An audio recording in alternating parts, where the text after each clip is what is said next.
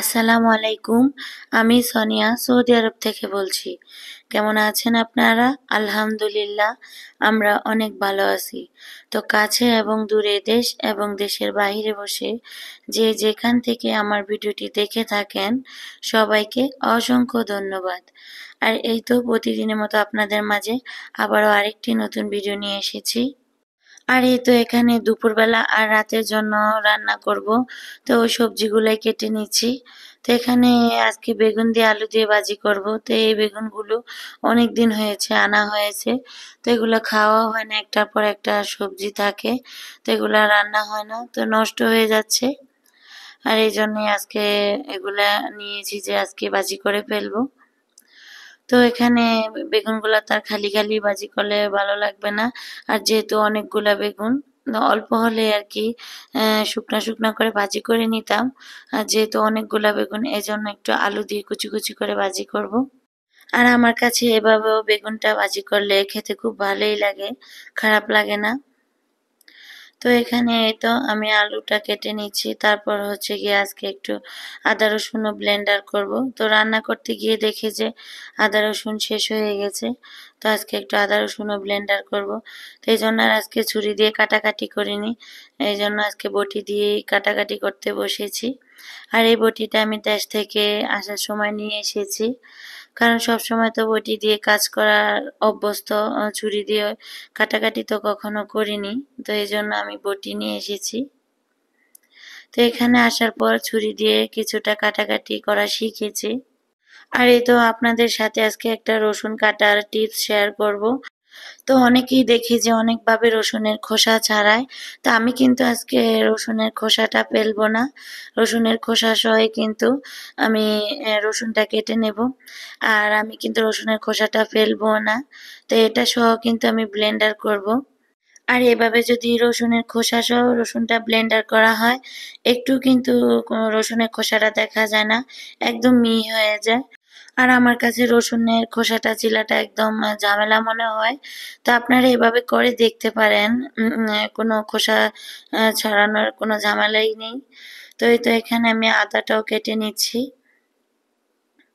আর আজকে কিন্তু আমার কথা বলতে একটু সমস্যা হচ্ছে, আমার একটু হালকা ঠান্ডা লেগেছে আর গলাটাতে একটু প্রবলেম হয়েছে, তো ওই জন্য একটু কথা বলতে খুবই কষ্ট হচ্ছে। আর আপনারা যারা আমার ভিডিওটি এখন দেখছেন, প্লিজ একটা লাইক দিয়ে দিবেন। আপনাদের একটা লাইক আমার ভিডিওটি অনেকের কাছে পৌঁছে দিতে সাহায্য করবে। আর যদি আমার ভিডিওর কোনো অংশ আপনাদের একটু হলেও ভালো লেগে থাকে, প্লিজ আমার চ্যানেলটি সাবস্ক্রাইব করে দিবেন। আর পাশে থাকা বেল বাটনের অল অপশনটি প্রেস করে দিবেন, যাতে করে আমি কোনো ভিডিও ছাড়ার সাথে সাথে আপনাদের মোবাইলে নোটিফিকেশন চলে যায়। আর এই কাজটি যারা অলরেডি করে ফেলেছেন, তাদেরকে অসংখ্য অসংখ্য ধন্যবাদ। তো এই তো আমি এখানে রান্না করার আগে সবকিছু কেটে বেছে তারপরে রান্নাঘরে যাব। আর এভাবে গেলে কি হয়, রান্নাটা করতেও ভালো লাগে আর তাড়াতাড়ি কিন্তু রান্নাটা হয়ে যায়। তো এখানে অনেকদিন আগে এই কচুটা এনেছিল, তো অনেক সবজি একসাথে তো আনা হয়, তো ওই করে আর এটা খাওয়া হয় না। তো আজকে ফ্রিজে থাকা সব সবজি রান্না করে ফেলবো। তো এখানে অনেকগুলা বেগুন ছিল আর এই কচুটা ছিল, তো আরো কিছু সবজি ছিল, কই ছিল, তো ওগুলা নষ্ট হয়ে গেছে, তো ওগুলা ফেলে দিয়েছি। আর আজকে আমার বয়সটা দিতে কিন্তু সত্যি খুবই কষ্ট হচ্ছে।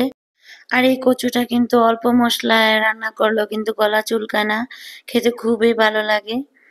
তো এই তো কচুটা কিন্তু একটু নষ্ট হয় না, আমি তো ভেবেছিলাম যেটা নষ্ট হয়ে গেছে, খাওয়াই যাবে না। তারপর কেটে দেখি যে না, ভিতরে পুরোটাই ভালো আছে। আর এখানে এই তো ইলিশ মাছ দিয়ে কচু দিয়ে রান্না করব। তো এখানে আমি ইলিশ মাছের আঁশগুলা ছাড়িয়ে নিচ্ছি।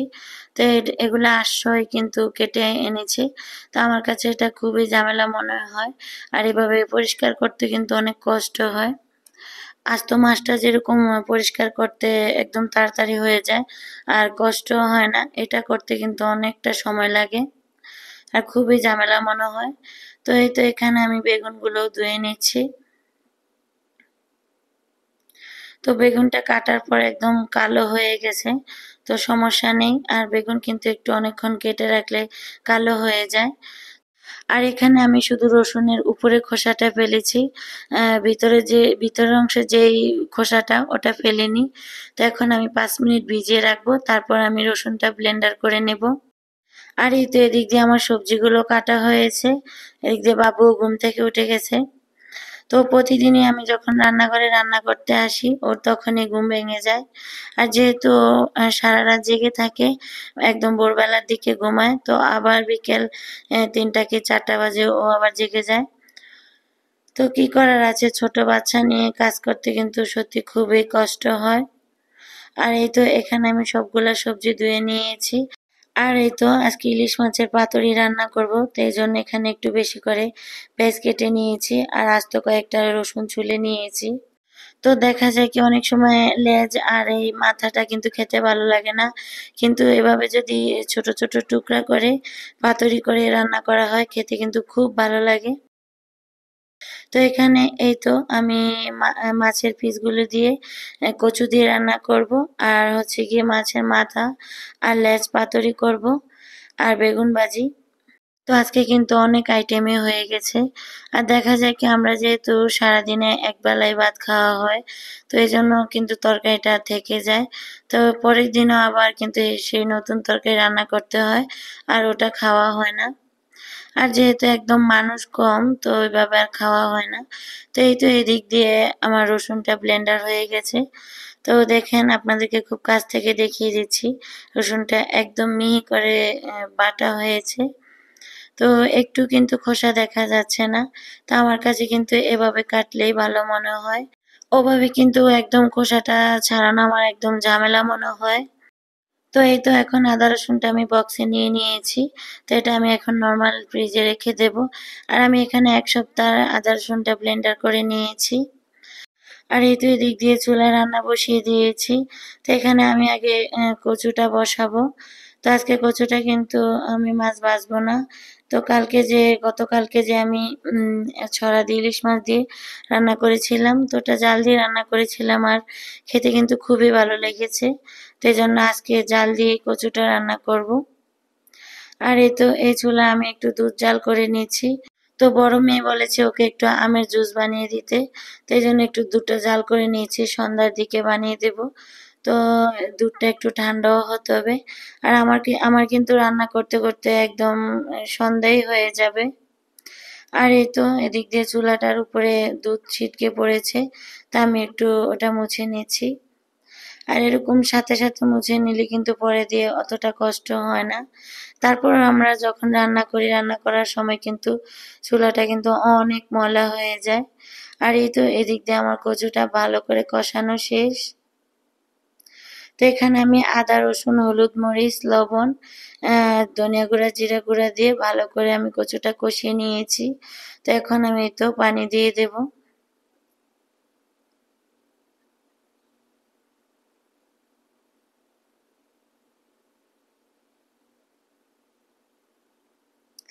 তো আজকের কচুটা কিন্তু সিদ্ধ হতে অনেকটা সময় লেগেছে।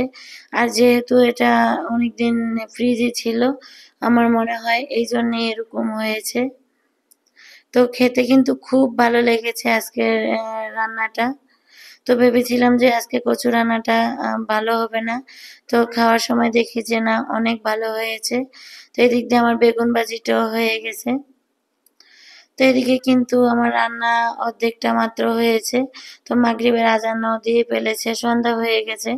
তো এখানে মেয়ে বলছে যে ওর খিদে পেয়েছে, তো এই জন্য একটু তরমুজ কেটে নিচ্ছি আর একটু শাম্মাম কেটে নিচ্ছি। তো এটাই আজকে সন্ধ্যার নাস্তা খাবো। আর সাথে হচ্ছে গিয়ে আমের জুসটা বানিয়ে নিব।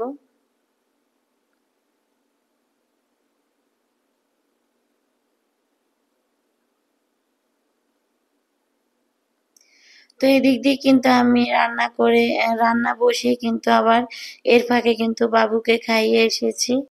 আর এই সাম্মামটা না খেতে খুব ভালো লাগে। এটা এত মিষ্টি, আমার কাছে কিন্তু খুব ভালো লাগে এই সাম্মামটা খেতে।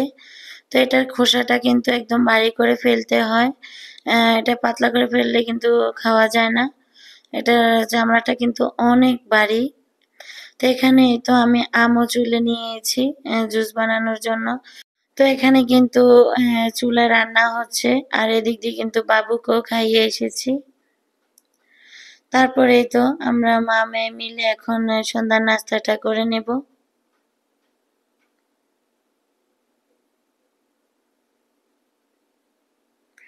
তো এখানে ভেবেছিলাম যে আজকে চা বানাবো, তো বাবু এতটা বিরক্ত করতেছিল, তো চা বানানোর আর সময়টা পাইনি, তো এই জন্য আর আজকে চা বানাইনি। আর এই তো এদিক দিয়ে আমার কচুটাও রান্না করা শেষ। আর এখানে এই তো পাতুরির জন্য আমি রসুন আর পেঁয়াজ আর হচ্ছে গিয়ে আমি মরিচটা সিদ্ধ করে নিয়েছি, তো ওটাই ব্লেন্ডার করে নিচ্ছি। আর এভাবে মরিচ বাটা দিয়ে কিন্তু যদি পাতুরিটা রান্না করা হয়, খেতে কিন্তু খুব ভালো লাগে। তো আজকের পাতুরিটা কিন্তু অনেক মজা হয়েছিল। তো আজকে যেহেতু বেগুন ভাজি করেছি, কচু রান্না করেছি, তো সবাই কিন্তু পাতুরিটা দিয়েই ভাত খেয়েছে, আর বাকি তরকারি কিন্তু সব রয়েই গেছে। তো পাতুরিটা খেতে এত মজা হয়েছিল। আর যেহেতু আমি খাওয়ার পরে বয়সটা দিচ্ছি, এই জন্য বলছিলাম যে পাতুরিটা খেতে খুব ভালো হয়েছিল। একদম ঝাল ঝাল করে পাতুরিটা করেছি। তো এই তো এখানে আমি পেঁয়াজ বাটাটা যখন একদম তেল ছেড়ে দিয়েছে, ভালো করে শুকিয়ে এসেছে, তখন এর ভিতরে আমি মাছের টুকরোগুলো দিয়ে দিয়েছি। আর এই তো এখানে আমার পাতুরিটা একদম সুন্দরভাবে হয়ে গিয়েছে। আর এখানে একটু পাতুরিটা লেগে গিয়েছে, তো এদিক দিয়ে কিন্তু আমি চুলায় রান্নাটা বসিয়ে বাবুকে ফিডার খাওয়াতে গিয়েছিলাম। তো এদিক দিয়ে এটা পাতুরিটা একটু লেগে গিয়েছে। আর এই তো আজকে কি কি রান্না করলাম, কচু দিয়ে ইলিশ মাছ দিয়ে বেগুন ভাজি, তারপর হচ্ছে গিয়ে পাতুরি। তো এখানে তিনোটা রান্নাই কিন্তু খুব ভালো হয়েছিল।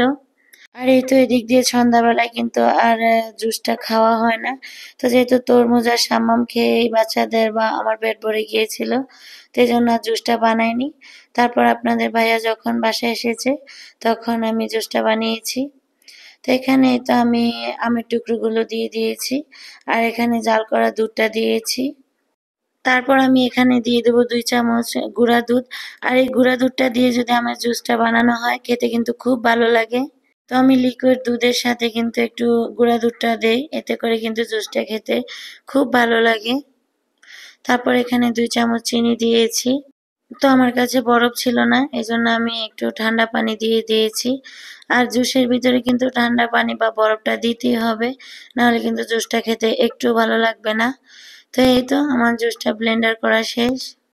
আর এখানে আসার পরে না, দুপুরের খাবার বলেন, সন্ধ্যার নাস্তা বলেন, রাতের খাবার বলেন, কোনো কিছু কিন্তু টাইম মেনটেন করে খাওয়া হয় না। আর যেহেতু আপনাদের ভাইয়া বাসায় থাকে না, সারাদিন ডিউটি করে, আসার পর ভাত খাওয়ার পর কিন্তু অন্য কিছু আর খেতে ভালো লাগে না। তো এই তো আমার জুসটা বানানো শেষ, আমাদের 4 জনের জন্য 4 গ্লাস ঢেলে নিচ্ছি। তো এখানে কিন্তু আমার একরকম গ্লাস নেই, এজন্য আমি বিভিন্ন ধরনের গ্লাস নিয়ে নিয়েছি। তো আপনারা কিছু মনে করবেন না।